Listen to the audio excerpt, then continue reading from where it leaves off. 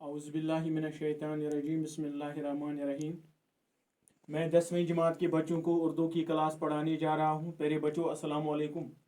बच्चों, आप जानते हैं कि कल से हम इंशाइया पढ़ रहे हैं, इंशाइया निगारी पे बात चल रही है और इस बारे में इंशाइया जो नसरी तसनीफ़ है, इस बारे में आपसे मालूमात भी हमने दे दी है।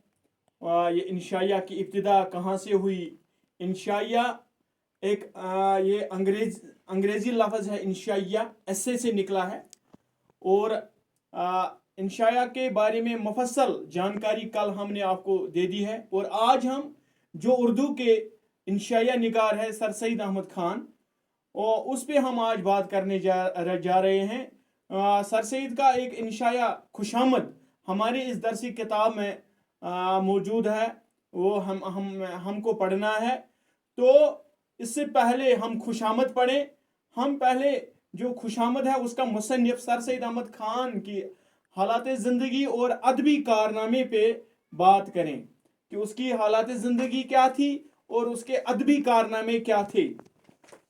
आप अपनी नज़रें सफ़े नंबर 79 पे रखिए और मेरा कहा सुनिए, गौर से देखिए अपनी किताब की तरफ। जहाँ जहाँ पे मैं पढ़ूं तो आप अपनी नज़रें साथ साथ अपनी उंगली को अपने उस सतूर के साथ घुमाइए जहाँ जहाँ से मैं पढ़ूं, और जब भी मुझे कहीं पे मुश्किल अल्फाज का सामना हो तो मैं उनका माना भी लिखूं बोर्ड में और बता भी दे दूं। सर सईद अहमद खान 1817 ईस्वी में दिल्ली के एक मोअज़्ज़ज़ खानदान में पैदा हुए। इस जमाने के दस्तूर के मुताबिक अरबी और फारसी की आला तालीम हासिल की। इनके आबा व अजदाद मुगलिया सुल्तनत के मुतवस्सिलीन में थे, लेकिन उन्होंने अंग्रेजी कंपनी की मुलाजमत इख्तियार की। 1838 ईस्वी में सररिश्तेदार मुकर्रर हुए और अपनी लियाकत और मेहनत से जज के ओहदे तक पहुंचे। 1857 ईस्वी के हंगामे में उन्होंने बिजनौर में कई अंग्रेज हुकाम की जान बचाई, जिसे अंग्रेजी हुकूमत के यहाँ इनकी बड़ी इज्जत हुई। 1857 ईस्वी की जंग आज़ादी में मुसलमानों ने बढ़ चढ़ कर हिस्सा लिया था। उन्होंने अपना सब कुछ दांव पर लगाया था।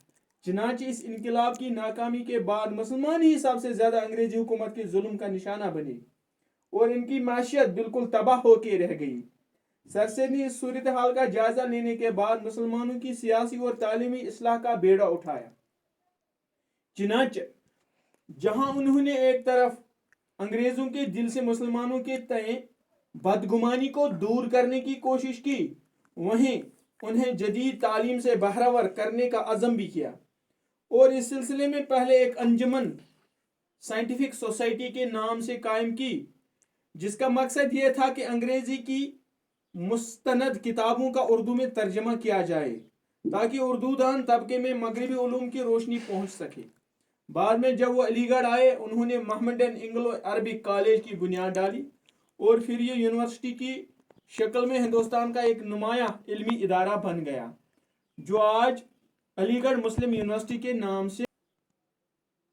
बाद में जब वो अलीगढ़ आए, उन्होंने मोहम्मदन इंग्लो अरबिक कॉलेज की बुनियाद डाली और फिर ये यूनिवर्सिटी की शक्ल में हिंदुस्तान का एक नुमाया इल्मी इदारा बन गया, जो आज अलीगढ़ मुस्लिम यूनिवर्सिटी के नाम से जानी पहचानी हिंदुस्तान में मशहूर मारूफ यूनिवर्सिटी आपके सामने मौजूद है।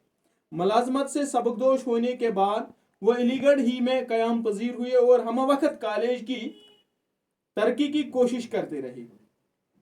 उन्होंने तहजीबुल इखलाक के नाम से एक रिसाला भी जारी किया, जिसका मकसद मुसलमानों में रोशन ख्याली फैलाना और इनमें जदीद उलूम का शौक पैदा करना।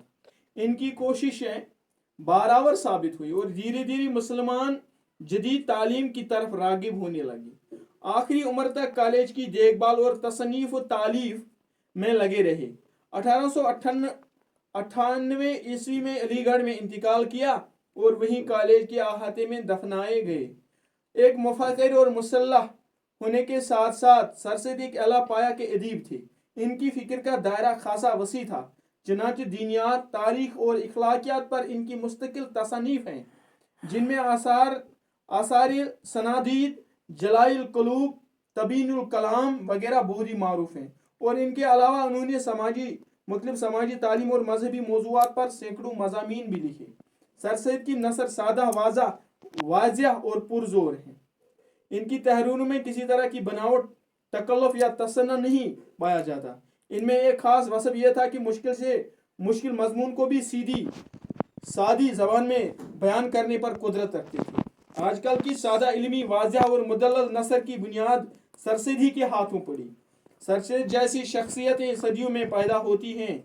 सरसैद न होते तो बरसगीर के मुसलमान समाजी और इल्मी एतबार से आला मकाम व मरतबा हासिल नहीं कर पाते। अब मैं थोड़ी बहुत इसकी सलीस करने जा रहा हूँ। तो आपको पता ही है, सर सैयद अहमद खान दिल्ली के एक मोअज़्ज़ज़ खानदान में 1817 ईस्वी में पैदा हुए।